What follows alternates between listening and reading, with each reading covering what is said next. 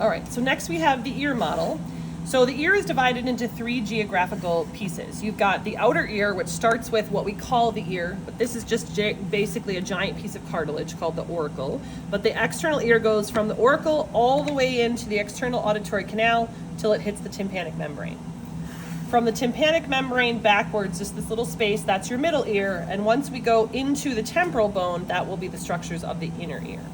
So again, going back here, everything we see that is our cartilage ear is the auricle as a whole.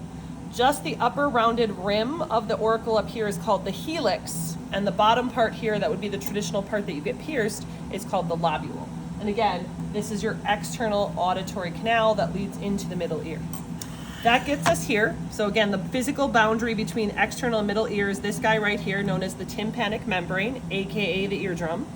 On the back side of the eardrum, you've got 3 tiny little bones called collectively the auditory ossicles. They consist of the malleus, looks like a rubber mallet, the incus, and the stapes, which looks like a horse stirrup. And they're connected to the back of the tympanic membrane. Now, as these were sitting here in place like this, when I take this out, where the stapes kind of sits through that window, this, if you notice, is perfectly oval in shape, and this is called our round window, right? So that's our round window, and on the bottom of the stapes, where it looks like an oval, this is your oval window. So oval window is the bottom of the stapes, the oval shape, but it goes through the round window, the opening into the temporal bone. All right, this tube coming down here, this is known as your eustachian or auditory tube. This is what equalizes pressure between the outer ear and your throat. And then we come into here, the space that I've just taken this structure out of is called the vestibule. And then it contains 2 structures. In the vestibule itself, so that space, you've got these 3 loops called the semicircular canals, which function for equilibrium or balance.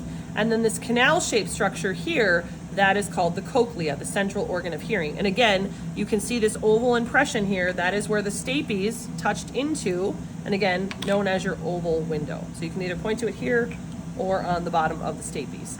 And then this guy connected to the back of the vestibule and the cochlea, that's cranial nerve number 8, the vestibulocochlear nerve, which splits to become the cochlear nerve and the vestibular nerve.